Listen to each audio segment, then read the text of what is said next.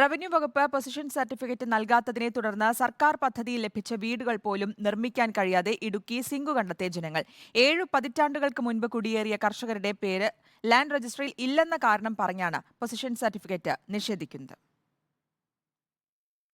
സങ്കീർണമായ ഭൂവിഷയങ്ങൾ നിലനിൽക്കുന്ന ഇടുക്കി ചിന്നക്കനാലിലെ കുടിയേറ്റ ജനത നേരിടുന്നത് വലിയ ദുരിതങ്ങളാണ്. അതിലൊന്നു മാത്രമാണ് പൊസിഷൻ സർട്ടിഫിക്കറ്റ് വിഷയം.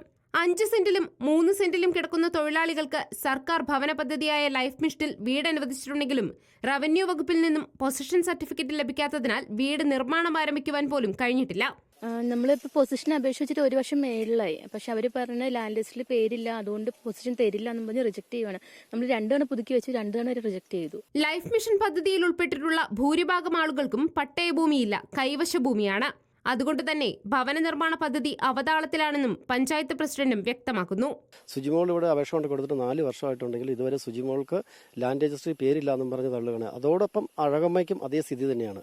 അഴകമ്മയുടെ വീടിന് ചുറ്റുമുള്ള വീടുകൾക്കെല്ലാം പൊസിഷൻ കൊടുത്തിട്ടുള്ളതാണ്. എങ്കിൽ അഴകമ്മയ്ക്ക് സർക്കാർ ഭൂമി എന്ന് രേഖപ്പെടുത്തുകയാണ്. അവർ 10 ചോദ്യങ്ങളിൽ ഏതെങ്കിലും ഒന്ന് ക്ലിക്ക് ചെയ്ത് നമ്മളെ ഈ വീട് തരാതെ ഇരിക്കാനുള്ളൊരു സാഹചര്യം മാത്രമാണ് റവന്യൂ ഉദ്യോഗസ്ഥന്മാർ നോക്കിക്കൊണ്ടിരിക്കുന്നത്. ചിന്നക്കനാൽ നിവാസികൾക്ക് പൊസിഷൻ സർട്ടിഫിക്കറ്റ് നൽകരുതെന്ന് കാണിച്ച് ഇടുക്കി ജില്ലാ കളക്ടർ ഉത്തരവ് തന്നെ ഇറക്കിയിട്ടുണ്ടെന്നും ഇവർ പറയുന്നു. 3 സെന്റിലും 5 സെന്റിലും കിടക്കുന്നവർക്കെങ്കിലും സർക്കാർ പദ്ധതിയിൽ വീട് വെക്കുന്നതിന് പൊസിഷൻ നൽകണമെന്നാണ് പൊതുപ്രവർത്തകരും ആവശ്യപ്പെടുന്നത്.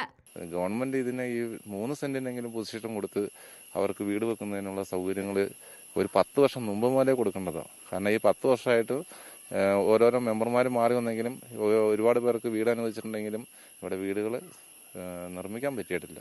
കൈവശ ഭൂമിക്ക് പട്ടയം ലഭിക്കുന്നതിന് സർക്കാർ പദ്ധതിയിൽ വീട് വെക്കാൻ അനുമതി കിട്ടുന്നതിനും നടപടി ആവശ്യപ്പെട്ട് സർക്കാർ തലത്തിൽ നിവേദനങ്ങൾ നൽകി ഇവർ കാത്തിരിക്കുകയാണ്. ചോർന്നൊലിക്കാത്ത ഒരു കൂരയിൽ കിടന്നുറങ്ങണമെന്ന സിംഗുകണ്ഠ നിവാസികളുടെ സ്വപ്നം പൂവണിയണമെങ്കിൽ ഭൂനിയമ ഭേദഗതി പ്രാബല്യത്തിൽ വന്നാൽ മാത്രം പോരാ. ഇവരുടെ കൈവശ ഭൂമിക്ക് പട്ടയം കിട്ടണം. വീഡിയോ ജേർണലിസ്റ്റ് ജിതിൻ ജോസഫിനൊപ്പം reporter Sandeep Rajakkad, in reporter, Idukki.